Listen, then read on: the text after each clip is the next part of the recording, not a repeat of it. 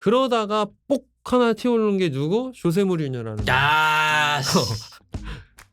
오랜만에 찐터뷰입니다. 아주 스페셜한 게스트 한번 모셨습니다. 김주표 코치 모시겠습니다. 안녕하세요, 김주표 코치입니다. 자기소개를 부탁드려도 될까요? 최근에 화성FC라는 K3 팀에서 일을 하다가 개인 사정으로 나오게 됐고, 그 전에는 수원삼성에서 김명수 감독님과 주승진 코치님과 들어가서 6개월 하다가 김명수 감독님과 같이 나오는 일을 한번 또 겪어봤고, 개인적으로 시간을 제일 많이 가졌던 건 수원삼성 유스팀에서 한 4년 정도 있었습니다. 저도 축구에 대한 얘기를 계속 했지만 사실 항상 축구에 대해 배우고 싶다는 생각이 있거든요. 근데 제가 뭐 일이랑 육아를 다 때려치고 유럽 축구 기행을 다녀올 수도 없고 김주표 코치가 유럽에 직접 축구를 공부하러 많이 다니거든요. 지금도 거기서 이제 배운 것들을 저희가 조금 전수를 받으면 너무 좋을 것 같고, 제가 개인적으로 봤을 때는 확실히 시중에서 얻을 수 있는, 시중이라 하면 뭐 책, 인터넷, 해외 축구 유튜브 이런 데서 얻을 수 있는 정보와는 확실히 차별화된 것들을 갖고 있는 친구입니다. 일단 저번에 한번 나왔어요. 유명인이 아닌데도 불구하고 조회수가 굉장히 높고, 조회수를 떠나서 댓글에 있는 반응들이 50분인데 후딱 지나갔다. 댓글 보고 어땠어요?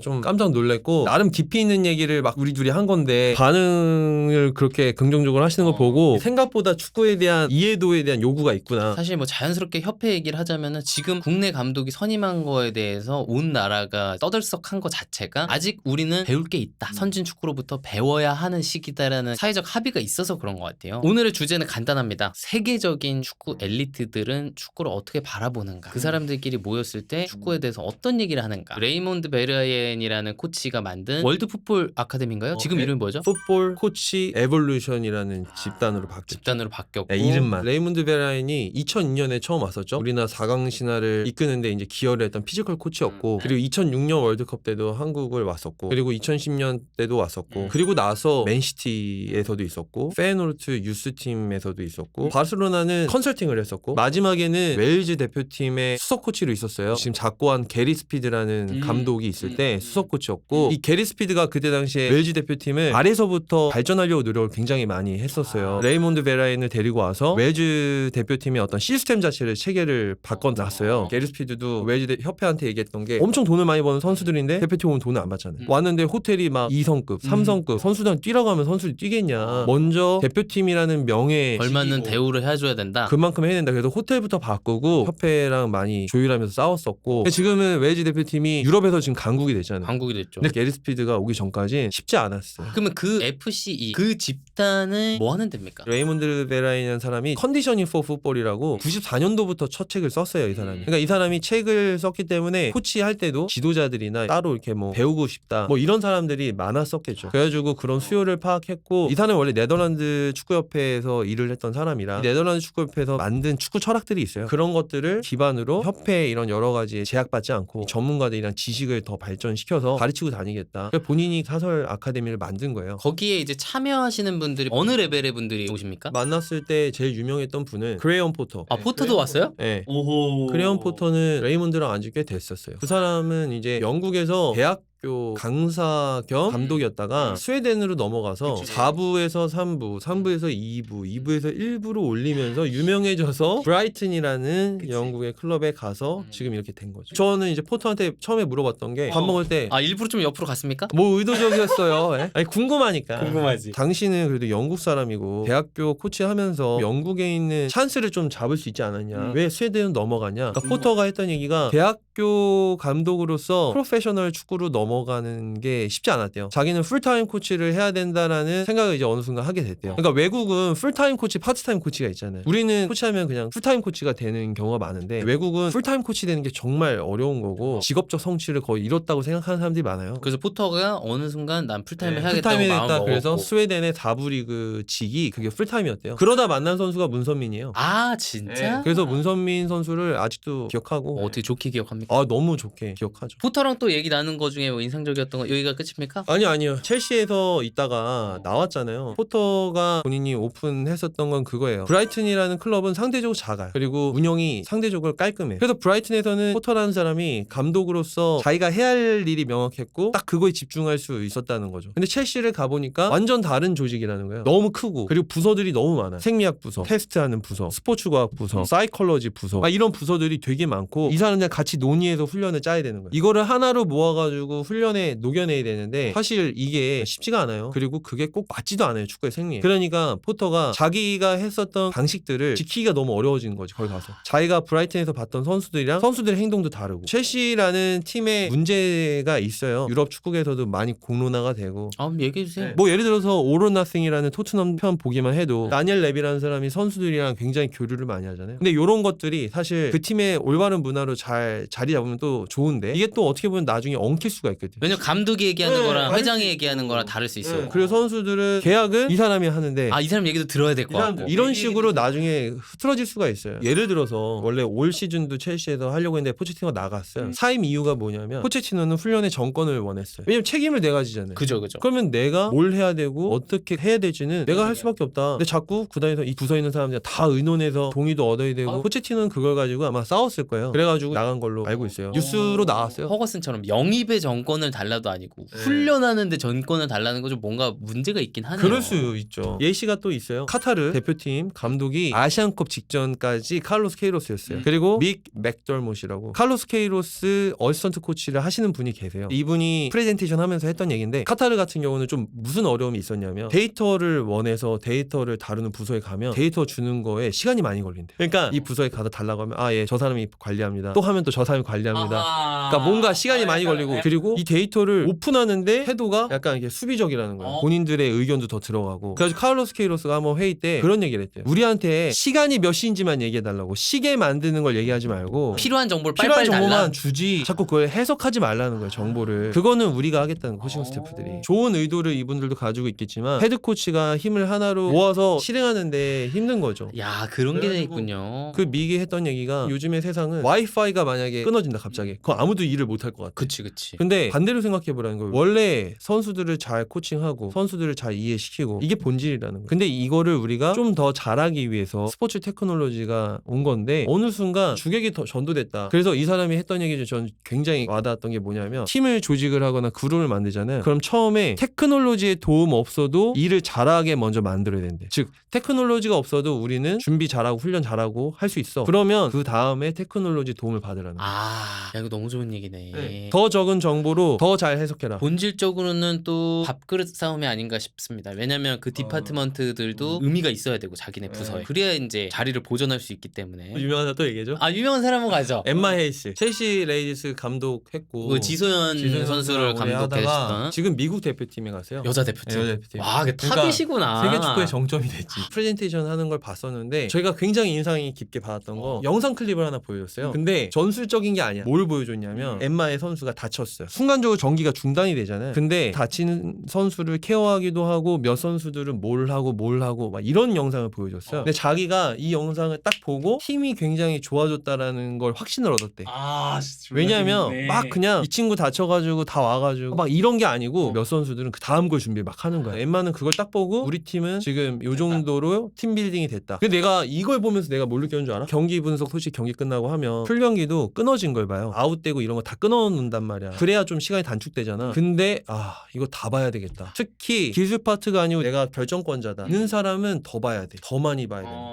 그러니까 엠마는 그런 걸 보는 거야. 되게 흥미로운 관점이네. 레이몬드 코스 레벨이 점점 높아지잖아. 철학적으로 시작해서 이 철학을 바탕으로 기술적으로 이제 배운단 말이야. 그러면서 점점 뭘로 가냐면 인간으로서의 발전. 그러니까 엠마 같은 사람은 그런 프레젠테이션 더 많이 하더라고. 우리가 훈련할 때 이런 걸 했다. 5대5를 몇 분 하고 몇 세트 하고 이거는 이제 엠마한테는 크게 중요하지가 않은 거지. 수준이 이제 거기 넘어섰구나. 또 유명한 분. 레이몬드의 멘토신데 베르트 반 링겔이라는 사람이 있어. 리누스 미엘스라는 감독의 어시스턴트 코치였어. 리누스 미엘이라는 사람은 이미 그때 당시에 전 세계 축구계에서 최고의 감독이었어. 리누스 미엘스가 우승하고 네덜란드 축구협회 디렉터 같은 큰 역할을 하죠. 근데 이때 베르트 반 링겔이 리누스 미엘스 감독에게 우리 네덜란드 축구다 뭐다 하는데 그런 거 다 제치고 축구라는 게임을 정확하게 철학적으로 정립하자. 그거를 리누스 미엘스한테 제안했고 이 리누스 미엘스가 그거를 하라고 한 거야. 그래서 그 베르트 반 링겔 할아버지가 나한테도 해줬던 얘기야. 개인적으로 너가 여기서 좋은 것들을 배우고 우리랑 교류하고 가지만 한국 가서 제일 중요한 건 find the authority라는 얘기를 했어.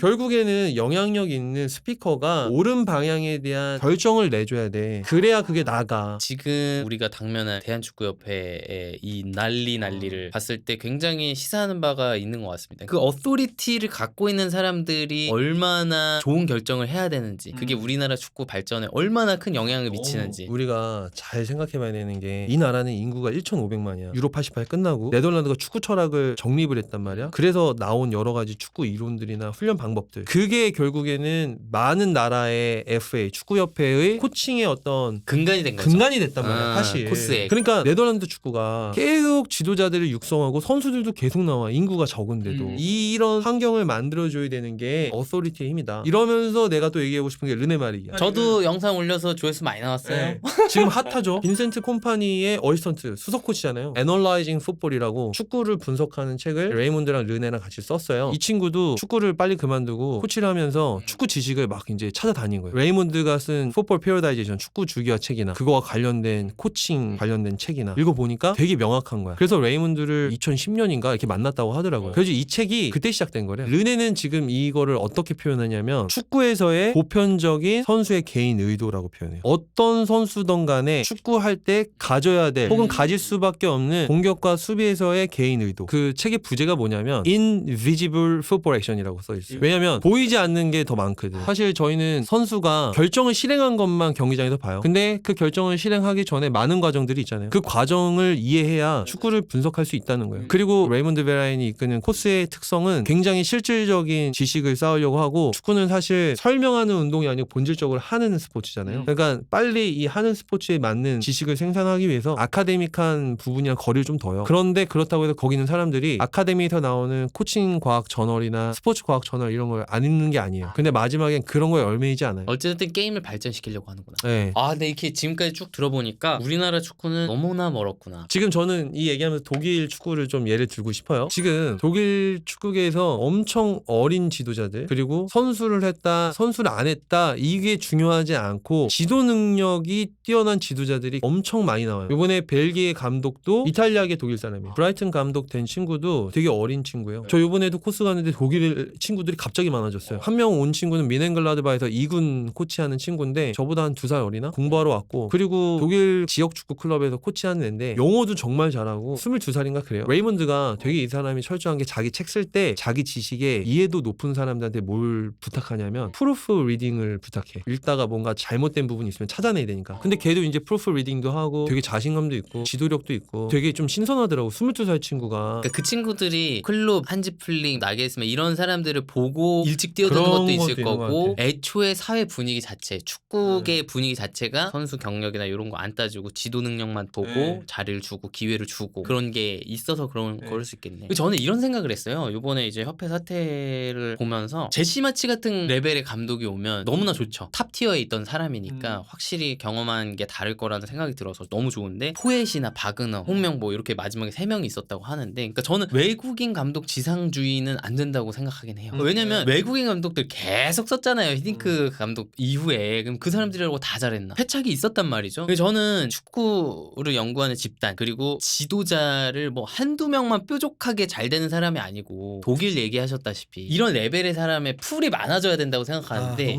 A 대표팀 감독을 계속 외국인한테만 맡기면 우리 감독들은 언제 성장하나? 맞아요. 라는 생각도 있고, 물론 우리나라 국내 지도자들이 유럽에 한 무더기가 가서 공부도 하고 유럽 유수의 팀에서 경험을 하고 그런 것들이 우리나라에 오면은 그에 따라서 선수들도 많이 육성이 되고, 그게 이제 장기적인 방법인 것 같은데 어떻게 됩니까? 일단 협회에서 노력을 나름 하긴 했었어요. 하이 퍼포먼스 그룹이라고 있어요. 이제 해외에서 박사했던 분들 이렇게 해가지고 현장에서도 그렇지만 이제 아카데믹한 백그라운드를 갖고 있는 분들이 이렇게 하고, 지금 피파에서 이미 그런 걸 권장을 해요. 근데 저는 두 가지를 저희가 생각해봐야 되는 게, 첫 번째는 피파는요, 아르센 벵거가 풋볼 랭귀지라 해서 축구 자체를 분석하고 축구가 중심이 되는 프로젝트 같은 걸 하고 있어요. 근데 유럽에 있는 나라들이나 지도자들 있잖아요, 피파 속도보다 훨씬 빨라요. 피파는 제시하고 오피셜한 견본을 보여주는 거지 피파를 따라간다고 생각하면 안 돼요. 그쵸.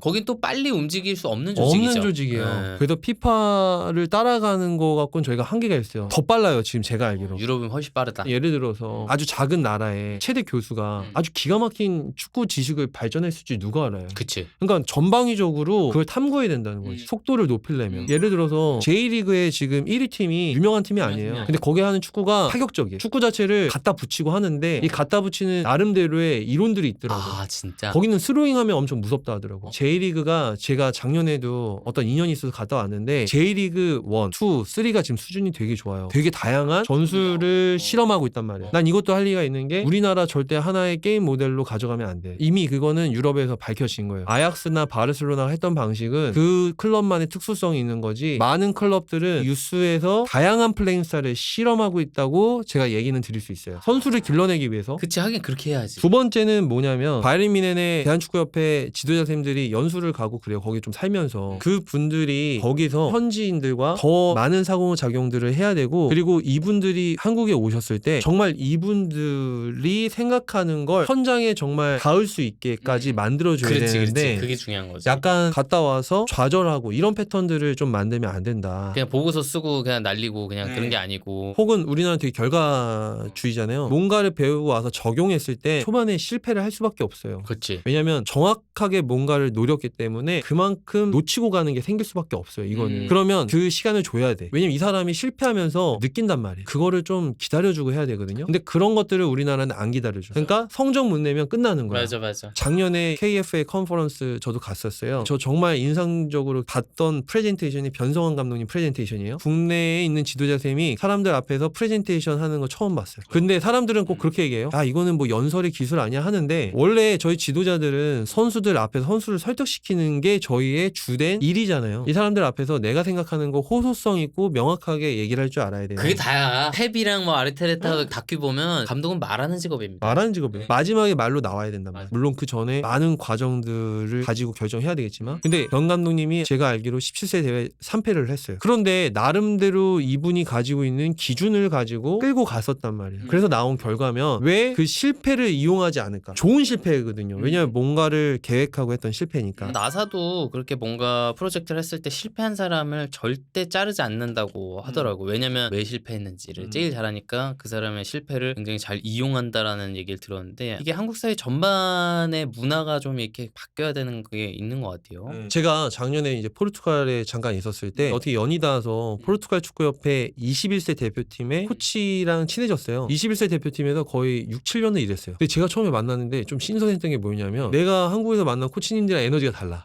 뭐냐면 생존의 에너지가 우린 좀 많아요. 계약 기간 다들 짧잖아요. 내가 어떻게 이 상황을 계속 다음 걸로 연장할 수 있어야 되고, 그런 고민이 가득해 사실. 비정규직의 삶인 거잖아. 그렇다고 축구 감독이나 축구 코치의 정규직이 돼야 된다라고 얘기는 또 못 하겠어요. 그러긴 쉽지 않은 것 같아요. 그쵸. 그건 말이 안 되지. 근데 이 친구는 딱 만났는데 그런 생존 에너지가 아니고 그냥 바로 축구 얘기할 준비가 돼 있어. 야. 그러니까 뭔 얘기인지 알죠? 그냥 시작이야, 축구로. 그 친구가 했던 얘기로 좀 좋았던 게, 우리는 지금 포르투갈 하면 축구 강국이고 탤런트들이 막 쏟아져 나오잖아요. 근데 자기가 처음 21세 대표팀 갔을 때 그 연령대에 좋은 애들이 별로 없었대. 그래가지고 유럽은 21세 선수권이 있잖아요. 가면은 예선 탈락이라는 거야. 진짜? 그런 적이 있었대요, 포르투갈이. 그래서 본인들이 21세 대표팀 하면서 포르투갈 전국에 있는 탤런트들을 다 보러 다녔대요. 그래서 그 친구 엑셀을 보잖아요. 그럼 그 연도부터 본인이 봤던 선수들의 이름이랑 생년월일 이런 거 다행이고, 경기를 뛴 시간 있잖아요, 소속팀에서. 그것까지 다 있어. 한눈에 이 선수가 지금 어디 있고 뭘 했고 이전 소속팀 어디고 뭐하고를 정리 기가 막히게 해놨더라고. 그랬는데 본인들이 찾은 게 뭐였냐면, 우리가 21세 팀 데려가서 경쟁력을 갖고 있는 친구들의 특징이 성인팀에 출장한 시간에 비례한대. 그렇지. 너무 그게 명확했대. 포르투갈 그 리그에 많은 팀들이 B팀을 갖고 있어요. 23세 팀 같은. 근데 그때 당시 없었다고 하더라고. 그래. 뭐 7, 8년 전인가 뭐. 그러니까 벤피카나 뭐 나름대로 큰 클럽들은 그걸 만들려고 시도를 했는데 눈에 보이는 효과가 없어서 그걸 다시 없앴대요. 근데 본인들이 데이터적으로나 선수들 찾아다니면서 얘네들이 뛴 기록을 다 보면 결국에는 쓸만한 애들은 성인팀에서 경기 뛴 애들, 이 시간이 누적이 된 애들이 제일 쓸만하다는 거예요. 사람들은 이렇게 표현해요. 뭐냐면, 야, 그거 너무 당연한 거 아니야? 근데 이 사람은 눈으로 보여줬다고. 정말 얘는 몇 분 뛰었고 몇 분 뛰어서 얘는 이런 위치에서 이런 퍼포먼스를 보여줬고, 얘는 그게 있어. 그래서 얘네가 큰 클럽들 만나면서 얘기를 했대. 23세 만들어야 된다. 이거는 나라도 나라인데, 너네 클럽들을 위해서도. 왜냐면 1군에 뛸 수 있는 어린 선수들이 진짜 많지 않아요. 조금 여물어야 뛸 수 있는 애들이 되게 많아요. 그래서 다시 큰 클럽이 다시 B팀을 만들기 시작했대. 그러면서 다행히 좀 경쟁력 있는 선수들이 올라왔고 우승도 하기 시작하고, 그리고 이제 그 친구랑 또 대화하면서 물어봤어요. 뭐 전술주기아 같은 얘기하면서, 야, 너희는 어떻게 그런 게 나왔냐? 그치. 전술지아가 이제 포르투갈에서 나왔으니까. 그 친구 말하는 게 되게 재밌었던 게, 전술주기아는 빅토르 프라데라는 교수, 포르토 대학에 있었을 때 만든 거래요. 리스본 학파랑 포르토 학파랑 축구에 대해서 워낙 얘기를 많이 했대. 그때 당시. 정말 각자의 이론들이 있고 축구는 이렇게 가르쳐야 된다 저렇게 가르쳐야 된다 논쟁을 되게 많이 했고 그러니까 아이디어가 발전되고 이거를 적용하려고 하는 분위기를 만들려면 첫 번째 조건은 논해야 돼. 저는 거기서 좀 많이 느꼈어요. 우리 둘이 이 작은 데에서 하지만 이렇게 논해야 사람이 사람의 생각을 전달하고 서로 주고받으면서 또 누군가 전파하고 이게 논하는 게 첫 번째였던 거야. 보니까. 그리고 두 번째가 뭐냐면 대학교 교수님들이 그 지역 클럽 팀의 자문 혹은 디렉터 같은 역할을 한 거예요. 동시에 이 클럽에 옛날에 선수였었던 사람들이 유스 코치 할 거 아니에요. 그러면 이제 학생들을 같이 이렇게 보낸 거예요. 왜냐면 이 학생들은 공부하는 학생들이니까 수습도 할 겸 코치하라고 30년 20년 전부터. 그러니까 이미 공부하는 코치랑 선수로서의 경험이 많은 코치들이랑 교류를 그때부터 한 거야. 그래서 공부를 한 지도자는 선수했던 사람의 경험을 배우고 선수로서 경험을 했던 사람은 공부했던 사람의 이론을 듣고 이러면서 계속 이제 인터랙션이 온 거죠. 그러다가 뽁 하나 튀어오르는 게 누구? 조세 무리뉴라는 거야. 야, 우리나라도 그런 사람 한 명 튀어 나오면 이게 또 바뀔 수 있지 않겠습니까? 그렇겠죠. 그러려면 또 그런 문화가 전반적으로 형성이 돼야 되고 이런 문화나 이런 것들이 준비가 돼 있었기 때문에 조세 무리뉴라는 현상으로 끝난 게 아니란 말이야. 지금 계속 나오잖아요. 지도자들. 그러니까 그런 문화가 일단 전제 조건이어야 되겠구나. 논하고 섞이고. 그러니까 제가 하고 싶은 얘기가 뭐냐면은 되게 많기도 해야 되는데 나름대로 비슷한 뜻을 가지고 있는 높은 지능과 경험을 가진 사람들끼리 뭔가 모여야 계속 된다는 거지. 모이고 인터랙팅을 해야 돼. 내가 볼 때 협회 얘기를 좀 해야 될 것 같아요. 감독 선임 과정 어떻게 보십니까? 저는 아까 전에 얘기했던 거 굉장히 공감되는 건 뭐냐면 국내 지도자다 외국인 지도자는 그거 의미가 없다고 봐요. 왜냐면 결국에는 한국 대표팀이라는 문화 그리고 선수들의 풀을 가지고 잘 이끌고 매니지해서 올라갈 수 있는 사람이 누구냐지 우리나라 사람이다 외국인 사람이다라는 거는 후보자들을 객관적으로 판단하지 못하게 만든다고 생각해요. 그 절차에 대해서는 어떻게 생각해요? 지도자를 선임할 때 사실 지도가 무엇인지 뭐가 잘 가르치는 지도고 훈련은 어떤 기준을 가지고 평가해야 되는지가 명확해야 돼요. 그거를 잘 아는 분에게 선택을 하게 해줘야 되는데 제가 느낀 축구계는 지도자를 선임할 때 정확한 정의 없이 주관으로 뽑는 경우가 좀 많다. 제가 이번에 느낀 게 뭔지 알아요? 이임생 선생님께서 나름 프레젠테이션을 했잖아요. 근데 그거 가지고도 엄청 반응이 많았잖아요. 뭐 예를 들자면 라볼피아나고 말 되게 많았잖아요. 그걸 다 잡아내더라고요. 저는 좀 그 부분에서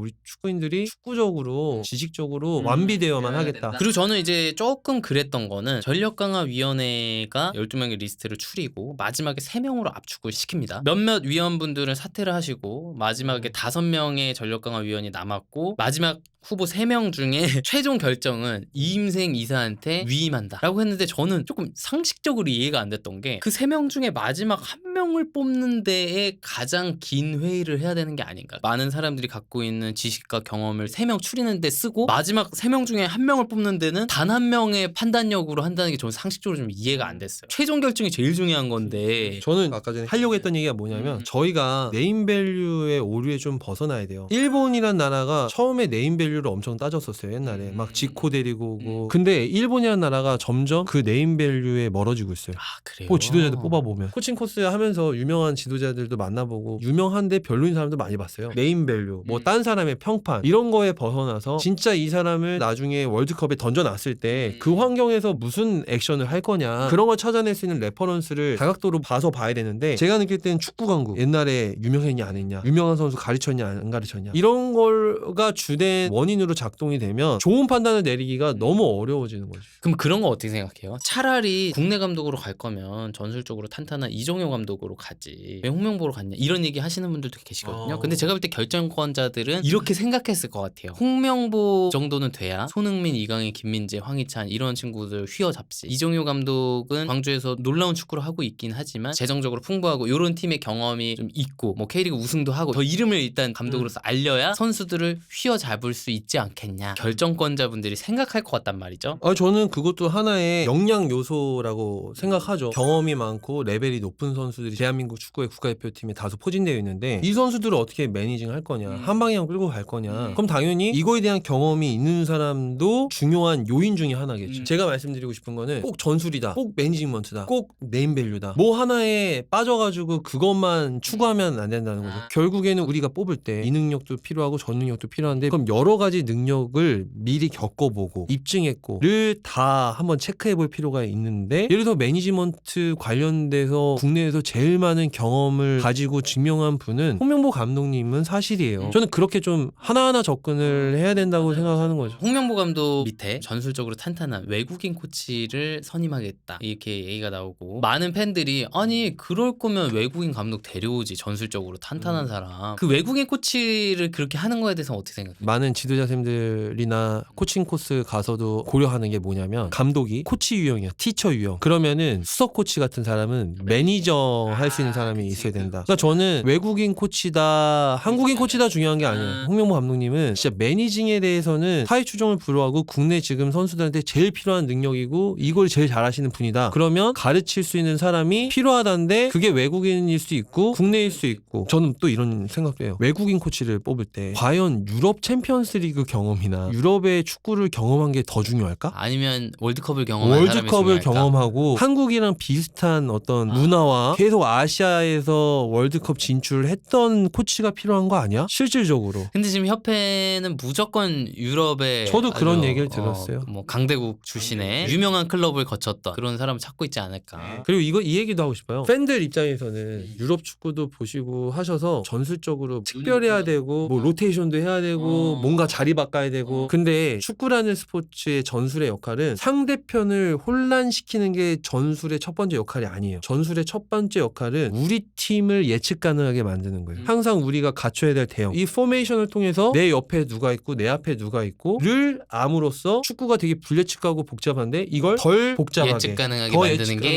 가능하게 하는 게 전술이잖아요. 그게 먼저예요. 그게 되게 잘 돼 있는 게 레알 마드리드인 것 같아. 확실히 걔네들이 챔스에서 우승하는 이유는 방금 말한 그 이유 때문인 것 같아. 근데 갑자기 궁금한 게, 거기다가 다 사비로 갈 거 아니야? 사비로 가지. 거기다 총 얼마 정도 쓴 건가? 한 번 갈 때 한 300 들어. 비행기 하면 400 들지. 와, 코스에는 지금까지 몇 번 정도 간 것 같습니까? 2015년도부터 갔으니까 매년 몇 번씩 가요? 한 번에서 2번 갔던 것 같아요. 와, 그럼 돈도 엄청 썼네요. 그런 것도 있습니까? 거기에서 만난 인맥들을 통해 유럽 진출을 좀 타개하는. 그런 거는 항상 시도해요. 계속 시도하고. 가자마자 명함 돌리는 거 아니야? 그런 분위기는 절대 못하고, 왜냐면 레이몬드가 그런 걸 원하지가 않고, 우리도 거기 와서는 목적이 발전하는 거잖아요. 근데 이제 끝나고 나서 맥주 한 잔씩들 하죠. 근데 저는 진짜 궁금한 게, 우리나라 사람이 유럽의 프로 레벨에서 일하는 코치가 나온다라고 하면 제가 볼 때는 굉장히 가까운 축에 있는 것 같은데, 유럽 진출을 좀 타개를 해보고 했을 때 너무 어렵습니까? 저는 사실 이런 주제에 대해서도 레이몬드 베라인이랑 얘기를 많이 했어요. 근데 레이몬드가 진짜 뼈 때리는 얘기를 했어요. 아, 뭐래요? 너를 쓸만한 이유가 있냐고. 그러니까 너가 여기 계속 와서 너 자신을 발전시키고 지식도 얻어가고 영어도 많이 좋아지고 너 프레젠테이션 하는 거 보면 많이 발전했다. 근데 너 코스 와서 느끼지만 다른 유럽인들도 어느 정도 하잖아요, 다. 그럼 누굴 뽑겠냐는 거예요. 유럽 사람 뽑지. 왜냐면 비이유기 때문에 뭐 비자 문제도 있고 막 여러 가지가 있잖아요. 돈도 들 거고 구단 입장에서. 그러니까 레이몬드 하는 얘기가, 정말 일을 하고 싶으면 너를 뽑을 수밖에 없을 만한 뭔가가 있어야 된다는 거예요. 그게 뭘까요? 그러니까 예를 들자면 자기 스페셜리티가 있는 게 제일 저는 현실적이라고 봐요. 저가 요즘에 좀 관심 있게 보는 게 세트피스, 그리고 인디비주얼 트레이닝, 근데 이거 팀 맥락에서 하는 거, 아니면 전술 분석인데 아주 디테일할 정도로 이루어지는 거죠. 레이몬드는 이렇게 표현하더라고요. 그 사람들의 딱 그거 보고 도파민이 분비된다. 그래야지 그 쓴다. 정도가 돼야 널 쓸 이유가 있지 않겠냐. 그 스페셜리티를 만들어라. 그게 제일 현실적인 것 같아요. 사실 이제 그 정도의 발전을 이뤄내려면 닭이 먼저냐 계란이 먼저냐처럼 유럽 클럽에서 일을 해야만 그 레벨에 갈 수 있는 것 같은데, 뛰어나야지 또 들어갈 수가 있으니까 참 어려운 거죠. 그 역량을 내가 그 범주 바깥에서 만들기가 참 어려운 것 같고. 왜냐면 걔네가 코치 양성소는 아니니까 클럽은. 더 하고 싶은 얘기 있나요? 마지막으로 하고 싶은 얘기는 그거예요. 우리나라에 똑똑한 축구인들 많아요. 그리고 행정적이든 지도자든 자기 일을 충분히 소신과 할 수 있는 분들 전 많다고 느껴요. 그런 사람들이 자기 일에 집중할 수 있게 환경을 만들어주면, 김진짜가 얘기했듯이 누군가 툭 튀어오르는 가능성이 높을 수밖에 없다는 거예요. 근데 저희 나라 아직 지도자는 지도자로서 일에 집중을 못하는 환경이에요. 정치해야 되고. 너무 심해요, 진짜. 제가 그랬잖아요. 생존의 에너지가 있어요, 우리 지도자들은.